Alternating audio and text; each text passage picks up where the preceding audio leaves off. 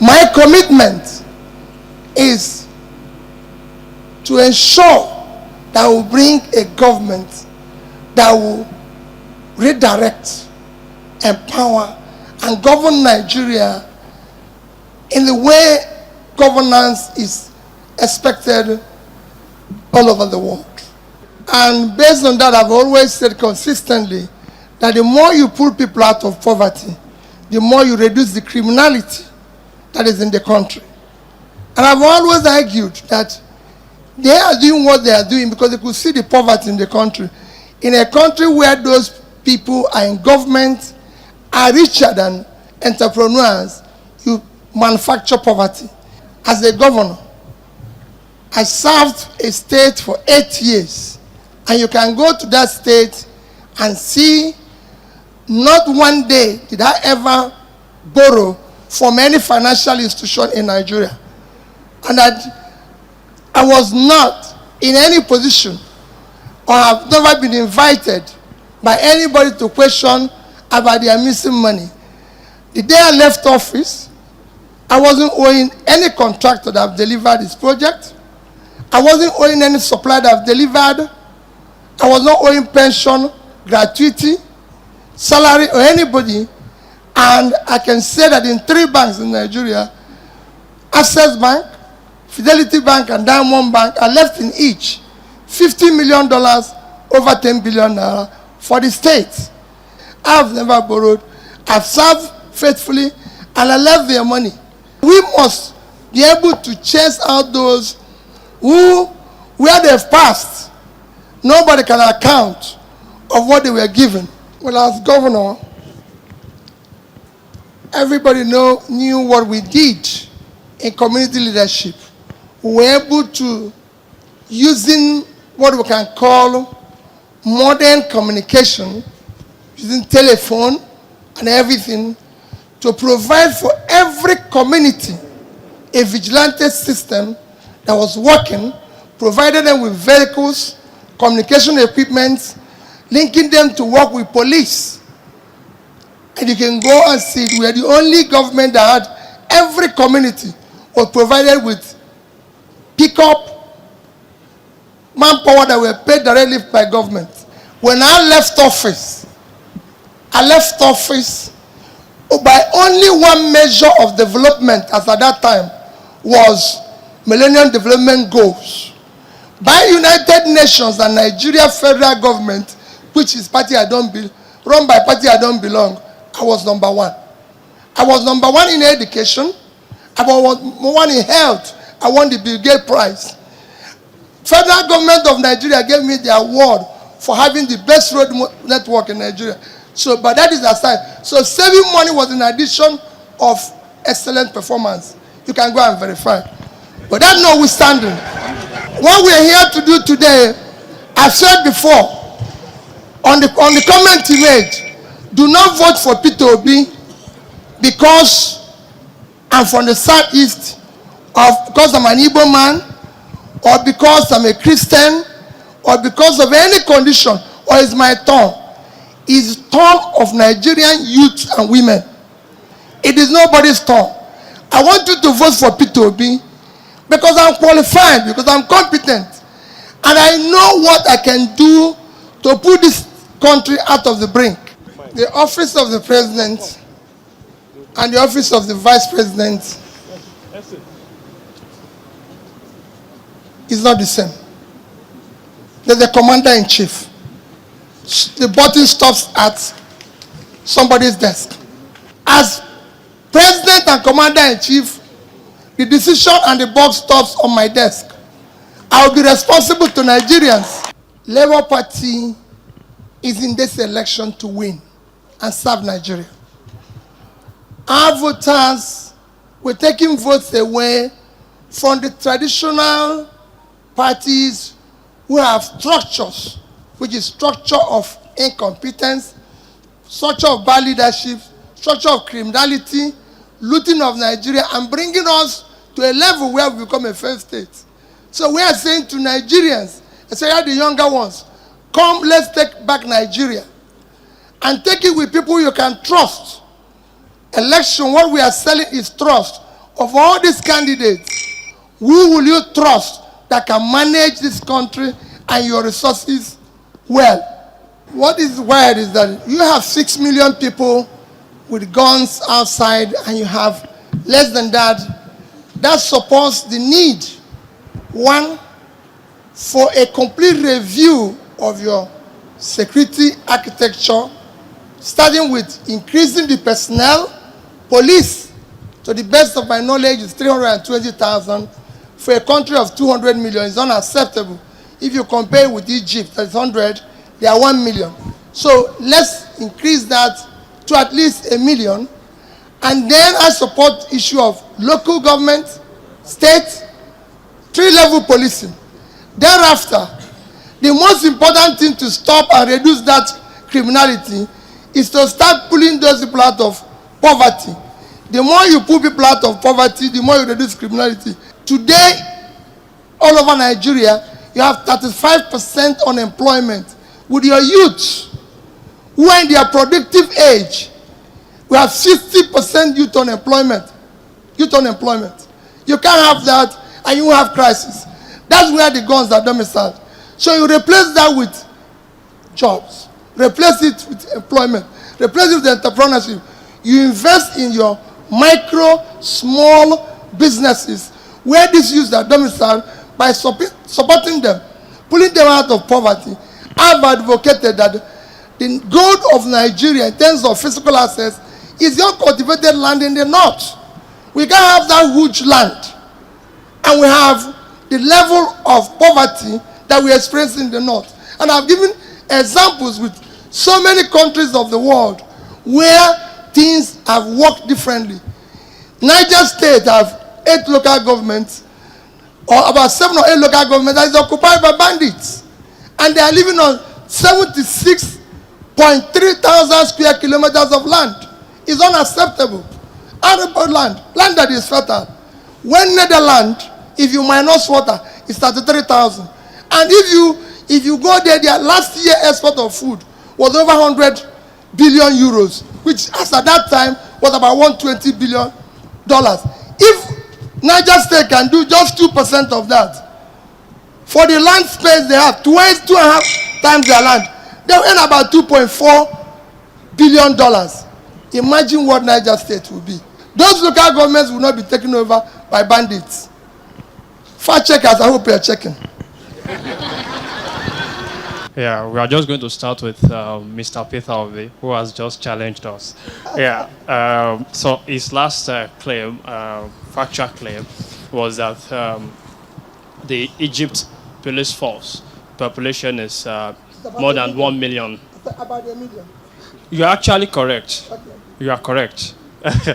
So according to official sources, that's correct. Yeah, more than 1 million. Mr. Peter Obi claimed that he was awarded the best governor in Nigeria in the health sector. MDG.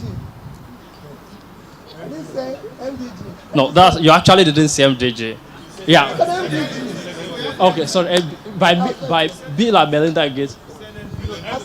Please let's allow the fact checker to do its work. Reports we have show that thereafter the candidates will have an opportunity to respond. On July 30, Mr. Obi was awarded the best performing governor on the eradication of polio in the southeast geopolitical region by the Bill and Melinda Gates Foundation. And the award was presented by then Minister of State for Health, Mohamed Pathé, with a cash prize of 120 million naira. So that's what we actually got immediately. Yeah, thank you.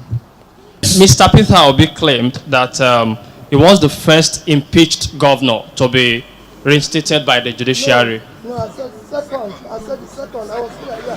He actually said first at the time. No, when he was speaking, he was actually said first. I said second. Yeah, that's fine. If he said second, you are correct. After Rashidi Ladoja. That's what our team actually recorded was first. So if you said second, that's correct, sir. Yeah, thank you. Correct. I've said it loud. I said that police force is about 320,000. I went to the present IG of police and told him that the police force is 370 And he said to me, 370,000. And he said to me, so I want you to quote him. He said to me, no, it's about 320. I'm quoting him before you fact check. You haven't reached there. For the other things I've said, what I said is that I was first to come through the court, second to come back for impeachment, then to redefine the election segments and was able to correct the tenure of governor, that is me. So I was first, second, first. And I assure you that if you aggressively, as I intend to do, cost waste and cost of governance, because there's a lot of waste in governance that you can cut. By the time you deal with it, then you do the right things. By the time you're able to tackle all loopholes of revenue leakages, including the oil theft, you're back to where you have a balanced budget. However, if there's need to borrow, I'm not against borrowing, I've always advocated it. You borrow for production. It's allowed.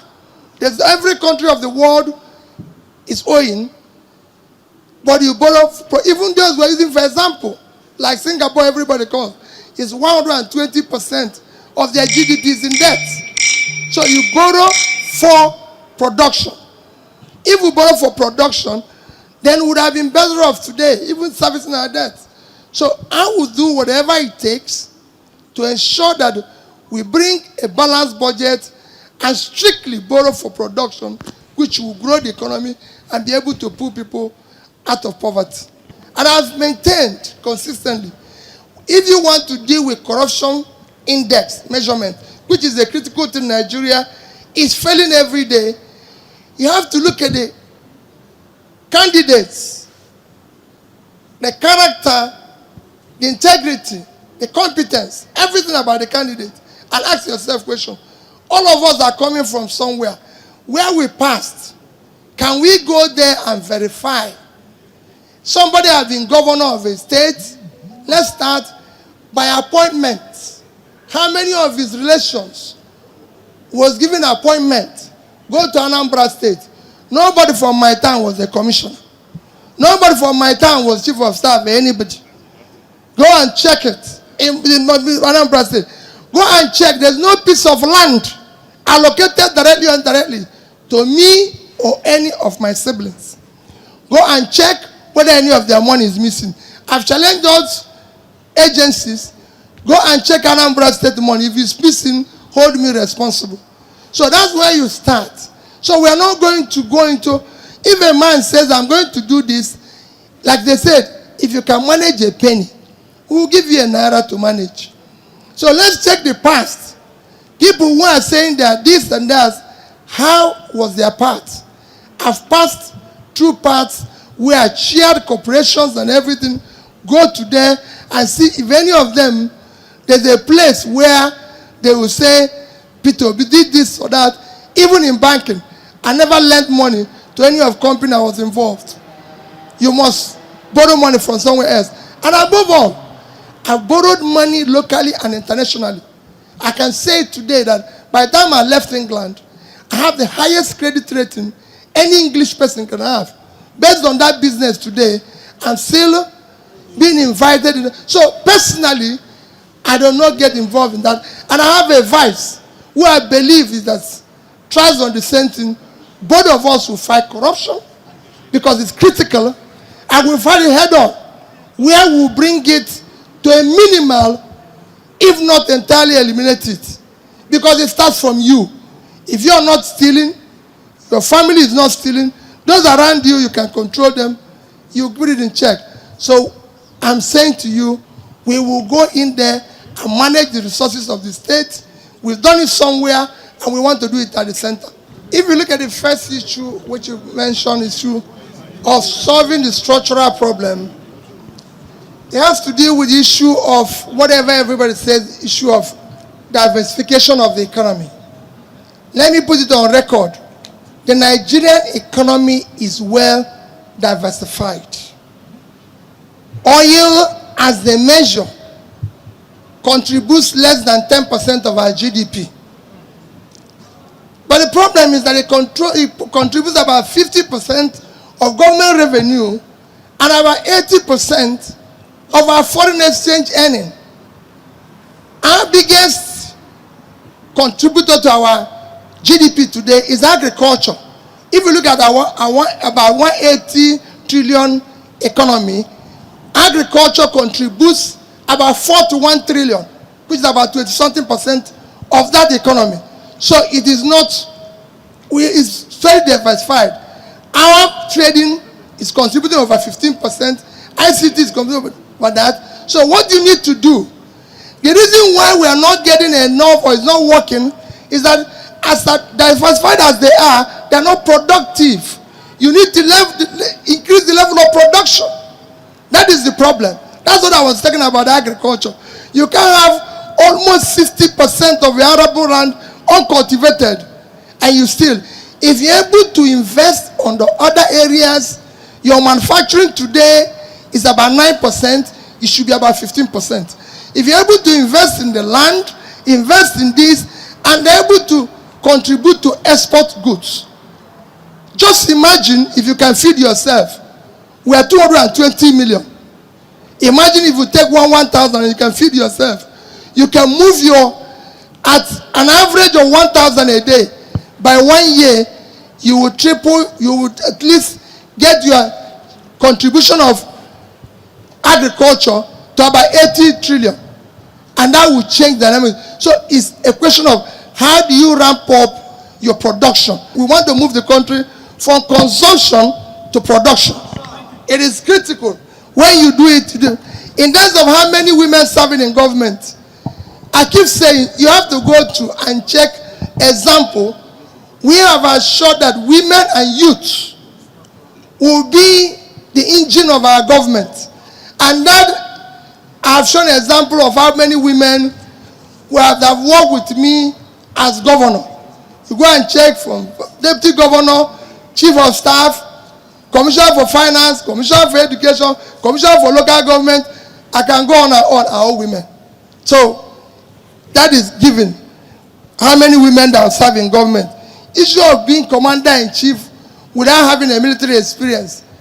Well, if you have checked up the known presidents that I've known all over the world, including the present Prime Minister of Britain, he doesn't have military experience. You just have to deal with the right people who have that experience, hire them, and if you're commander-in-chief, you have the political will to do the right thing, that's it. Colonel will hire you. I will make sure you do the right thing. In terms of oil theft, I've said it openly, and what I'll do everywhere. Devolution of powers to ensure resource control. I have said consistently, I'll move Nigeria from sharing formula to production formula. And I'll show it, because there's so many countries, there's so many states here that cannot continue going the way they're going. Today, we have a problem in Borno State. Borno State is 70.9 thousand square kilometers of land. That is more than Belgium, Israel put together. Yet, go and check their production in agriculture. Go and check what is happening in Borno State. There's so many things you can do with Nigeria, the vast land in the north.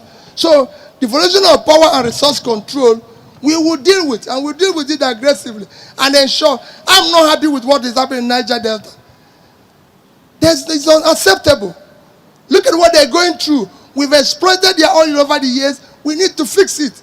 The remaining resources that are used to fix Niger Delta, while producing resources all over Nigeria, and every part of Nigeria can be a huge resource production center. And that's what Labour intends to do. How do we tackle issue of IPOB, Boko Haram on all agitations? I've said repeatedly, I will dialogue with every agitator. There's nothing wrong in agitation. I will consult. Governance in democracy is about consensus. I will consult, I will dialogue, I will meet everybody. Dialogue is normal. Agitation is normal. So we will deal with everybody. We will make sure we sit down and talk and resolve issues amicably. Issue of power. Issue of power is one that we intend to tackle aggressively. First is that today, Nigeria have installed capacity today of 12 point something thousand, 12,000 plus. And that, even if you produce, it cannot be wheeled because your transmission line can only take about 6,000. And that is a problem. And your distribution infrastructure is also weak. First is to upgrade and ensure that I deal aggressively with the transmission and distribution infrastructure to be able to take what we can produce immediately, which is about 12,000. On that, top of that, is to deal with issue of ensuring that those who are in generation today are supported by making sure they get dedicated gas supply with policies that are consistent, and then start dealing with new ones that will come in, including bringing in embedded captive power, anything you can do to ensure renewable energy, to ensure that you ramp up that as quickly as possible. It can be done. We have over 100 million Nigerians without electricity. According to World Bank, it's 90 million, but for me, it's over 100 million. That is unacceptable. So you have to declare war on power. If South Africa with over 50,000 megawatts can declare emergency, we will declare war here in power. In terms of flood control is the simple. I don't know how to describe it. The reason why we have the flood situation we have today, and I thank so many governors who are intervening, including Governor Okowa, and what they are doing to manage the situation. But it's something Nigeria can manage and reduce the devastating effect by just dredging. And the silt in all these are rivers. River Niger and River Benue. By working on them, by channeling things properly, by doing dams and everything. If Nile in Egypt can maintain today the Nile and is functional, where they say no Nile, no Egypt, and Nile is 6,650 kilometers long, Nigeria as a country can deal with Niger, River Niger, that is only 4,184 kilometers long, with River Benue that is 1,004. If you bring two of them together, they are still about 1,000 short of Nile, and yet Egypt can deal with it. We can deal with this too. And contracts over the years have been awarded, but people have mismanaged it. And we will deal with it. I assure you that this situation cannot arise. Even now that is the situation, I will stop everything and go and stay there. When I look at what Bayelsa is going through today, I will be living in Bayelsa as commander-in-chief with them, showing empathy, showing everything with them to show that it is a country. On issue of, I think, with all this, for me, it is a question of how do we continue to ensure that our economy is productive. And I've shown that this economy can be productive. I'm a wealth creator. And what this country needs is people who can create wealth. People who have created wealth can manage it more efficiently than allowing the country to be managed by those who have never created anything. We must force free and fair elections on INEC and Tinubu in 2027. We must force it. If we don't force it, then forget it. There are 4 solutions that we can use to force INEC to conduct free and fair elections. 4 solutions. These 4 solutions, if we implement them even 50%, then rigging in election in Nigeria will be a thing of the past, gone and forgotten. Not even a 5-in-1 Tinubu will be able to rig 2027. Yes, 5-in-1 Tinubu.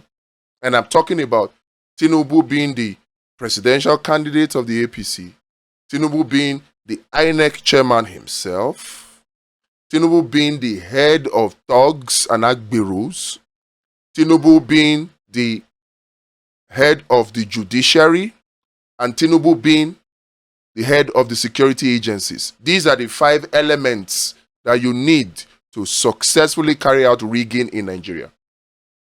Now, if we put these 4 solutions into play, a 5-in-1 Tinubu cannot rig elections, because these solutions, they guarantee 100% election transparency.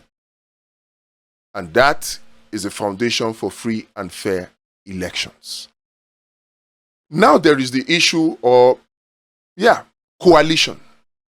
All of these coalition talks will only yield fruits if there is free and fair election in Nigeria.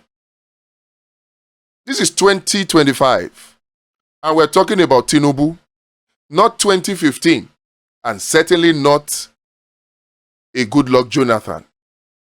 Goodluck Jonathan was free, gave INEC a free hand, and whatever happened in 2015 happened.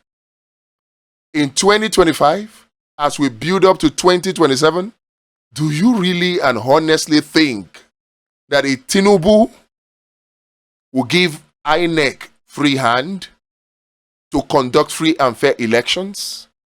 Does it look like it? We already have an INEC that is under the thumb, the control of the APC and Tinubu, an INEC that is now becoming clearly partisan. Do you think that even if we had electoral amendment, that this INEC or the INEC under the next appointee of a Tinubu will give us free and fair elections? First and foremost, electoral reforms. Yes. But after we get electoral reforms, is that the end? We must take it a step further. In fact, 3 steps further. We must add parallel, electronic, real-time polling unit results transmission, collation, and display. Real-time. Parallel to whatever we can get INEC to do. Parallel. We have the application. It's Election Watch. But we need the people, polling unit marshals. How many polling units do we have in Nigeria? 189,000. Round that off to 200,000. Multiply it by 3. So we have at least 3 polling unit agents per polling unit. And each of these polling unit marshals will enter the results from the polling units. And immediately, election closes on election day. Immediately. I'm not talking about 1 hour later. No. Immediately, election closes. Results are counted from the polling unit. We have the result for the whole Nigerians to see on our web portal. We have it. But we must work together to achieve this. We need you to volunteer to become a polling unit agent. This is not a partisan solution. It is not.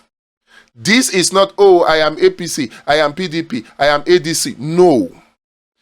This is a solution for all Nigerians. This is not a, oh, I am Obidient, oh, I am Showore, I am, no. Any serious candidate, any serious Nigerian that wants a new Nigeria that works for everybody must, as a matter of necessity, support this solution and volunteer as a polling unit marshal. The application is already developed. We're testing it. We need you to volunteer so that we can put these measures in place.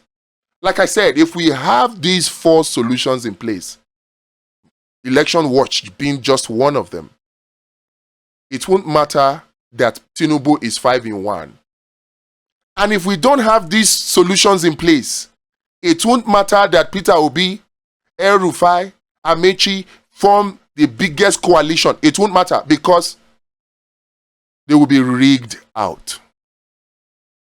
And then they will tell you, go to court. I don't want to cry after the election of February 2027, saying they rigged us out. No. We can prevent the rigging if we have free and fair election in Nigeria today. if it is guaranteed, Peter Obi does not need a coalition. He doesn't.